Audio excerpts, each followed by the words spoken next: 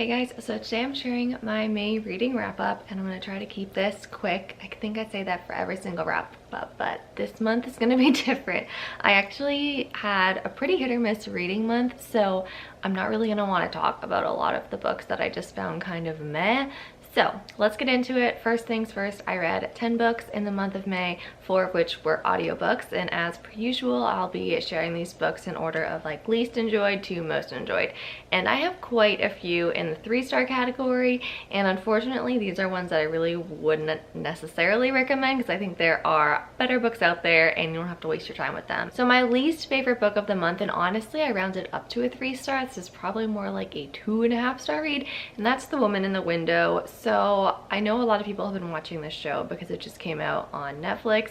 I read the book, I listened to it on audio, and then I just had no interest in even watching the show, and I heard the show was really bad. So I'm glad I just got to miss that, but I found the book was just very boring. It didn't seem original in the slightest. It just, nothing happened the whole entire book. There were plot twists that I don't even know how they were supposed to be a plot twist because it seemed very obvious how things were going to go from the beginning. So overall, it just felt very repetitive and boring. I was just so bored. Like, that is not what you want out of a thriller suspense novel. So unfortunately, this one did not work for me. Next, I can't believe this is at the bottom of my list, and that's The Lost Apothecary. So I also listened to this one on audio, and I thought I was really going to love it. Like, from what it sounds like I would be very into it. It's a dual timeline novel, so there's a historical setting and then a modern day setting, and I just could not get behind the historical setting. So it's about this apothecary who's been burned in her past, and so now she dispenses poisons to women to like kill the men in their lives that have done them wrong. And I just couldn't get behind the fact that she was responsible for so many murders. And like, I know we're supposed to empathize with her and feel compassion for her, and like I feel like I was kind of getting there, but at the same time I was like, but you're killing all these people, and you can hear Penny not taking a nap in the background. But I just found it like really hard to even care about her story because she was just responsible for the death of so many men, and like, even though they've done wrong things, I'm like, I don't know, I don't know how it was handled well. So it was a miss for me, unfortunately, but I know a lot of other people love it, so I feel like I'm just kind of like, you know, alone here on this not liking it island, but I'm not a fan of that one. Next was Joy in the Morning. This was just a little strange for my taste. This is a historical fiction. I guess it's set in the 20s, I think, and it's just about this young married couple and their first year of life together. Not first year of life living, but first year of married life together. And it's a time thing, it has to be, but I just found some of the behaviors and the things they would say and what they would do just so odd and off-putting. And really, in the second chapter, there is a scene where the husband is almost like raping her outside on this porch, and I really just couldn't ever like him after that. So the whole book, I did not like his character at all, and I did not feel like he was redeemed in any way. And like, the book just moved on from that scene like nothing had happened, and it was just really not okay to me. So unfortunately, I did not love this book, and I've read a lot of reviews on Goodreads because I felt like, did I miss something? And there are a lot of other people who felt the same way, so I'm glad I'm not the only one who just didn't get it with this book. Next in the 3-star range is To Love and to Loathe, and this is a historical romance. So this one actually, it wasn't like, it's probably definitely my favorite 3-star read. I think it was more bad timing when I read this book that I just wasn't into it, and I think it's because I read so many mediocre books this month that nothing was catching my attention and just all kind of felt blah to me. So this is about a young widow, and she's just trying to make it known in society that she wants to take on a lover. She has this old childhood friend, and they kind of like strike up a deal with each other to help each other out, and there's also a bet against him getting married by the end of the year. So they just start some type of relationship, and it was just okay. Like, I didn't love it. It wasn't the worst thing, but I also was kind of bored with it, and I really was just reading to finish the story. I wasn't reading for enjoyment, and so it was a miss for me. But I also think it was just like the timing of when I read it. I had just read a lot of really blah books, and I just was feeling blah about this one. Let's get out of the 3-star range and go into my 4-star range, and I have another historical romance, and that is A Lady's Formula for Love. So this one I actually thought was really cute. It's about a widow again, and it's a guard person romance. So she's the scientist, and she's instructed with creating this antidote for these poisons that this rebel group has been like causing some mayhem with, and she's like very sought after to like not make this potion, obviously. So she has a bodyguard who just has to protect her while she's like creating this formula.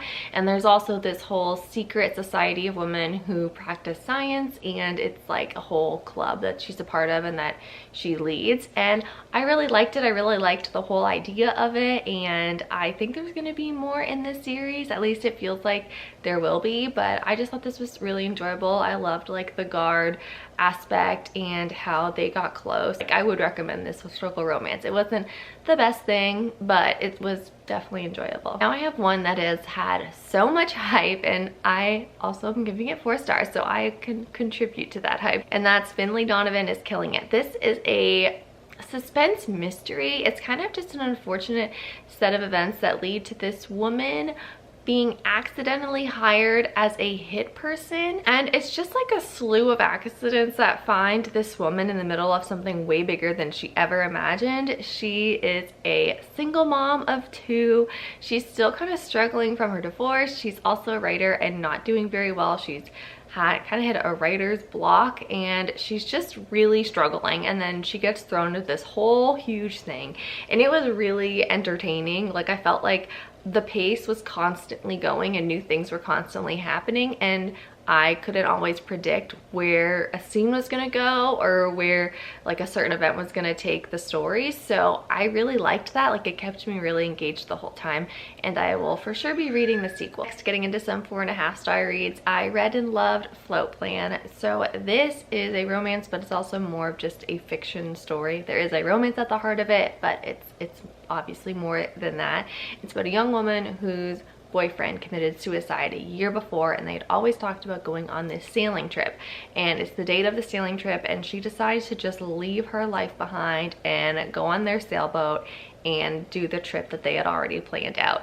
She's a pretty amateur sailor, so she does hire on a hand to help her, and that's Keen. He is just a super lovable, friendly guy who gives her the space that she needs because she's still very much grieving the death of her boyfriend.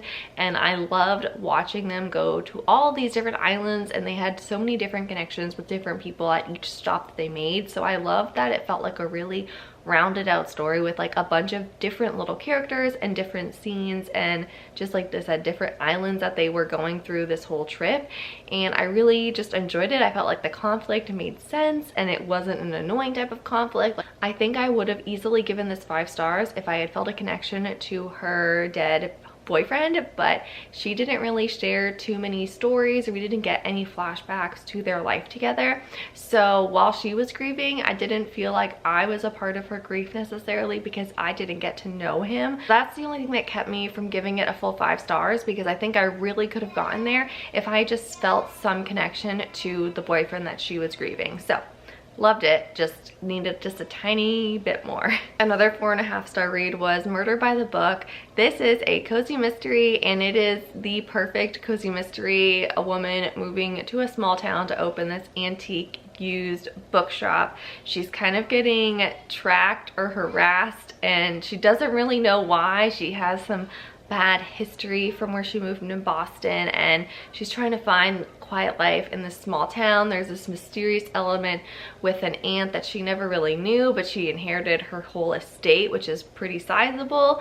And I just loved all the elements. I loved the like almost romance, the friendships that developed. There's grumpy townspeople, and there's murder, obviously. I feel like this just had all the elements in a good cozy mystery, and I'm definitely going to be reading the next book in the series. Next is an audiobook, and that's After I Do by Taylor Jenkins Reid. This one I loved, like loved. So this is more on Taylor Jenkins Reid backlist when she wrote more contemporary romance versus the, like, I don't know what you would describe what she currently writes now.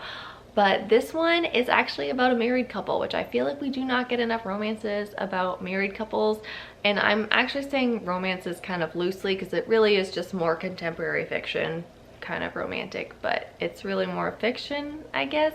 It's about this married couple, and they fell in love deeply when they were in college, but over the years they've kind of drifted apart. They've fallen out of love with each other, and so they decide to take a break from each other. And so this is the book exploring the break that she has from her husband. It's about her family dynamics and all these different perspectives in her life from different people on what relationships are. It's exploring how she feels about all of this and like what she thinks, if she can ever love her husband again, if she wants to, if she can have another relationship outside of him. And I thought it was so good. Like I wasn't in love with it, I'll say. Like in the first half, I wasn't there yet, but it definitely grew on me, and by the end, I was almost crying at work when I was finishing this, like before anyone else was at work. I get to work really early sometimes. So I was just finishing this audiobook when I got there, and I almost just started losing it because I was just so happy and emotional. And I feel like I wish I had a physical copy of this book because I feel like there's so many things I would have like tagged or highlighted or like written down from it. So I'd encourage you to read the physical book because honestly I didn't really drive with the narrator as well, so I think I would have enjoyed the experience just a little bit more if I had actually read it instead of listening to it. But still, overall, loved it. And my favorite read of May was The Gentle Art of Swedish Death Cleaning. I listened to this one on audio as well, and this is one that I would say listen to the audiobook. I loved the audiobook. I bet the book reading it is great too, but definitely would recommend the audiobook. It is super short. It was only 2.5 hours, nonfiction, and it definitely is not targeted toward me. Like, it is not a book written for like minimal living. It really is about death cleaning, which is the act of cleaning either someone who's passed away, their home, of all of their physical belongings, or it's the practice of yourself as you are older in age, kind of getting rid of things so that you're not leaving a burden to those that you leave behind, like an actual physical burden, like you're taking care of your stuff so that other people don't have to take care of it for you.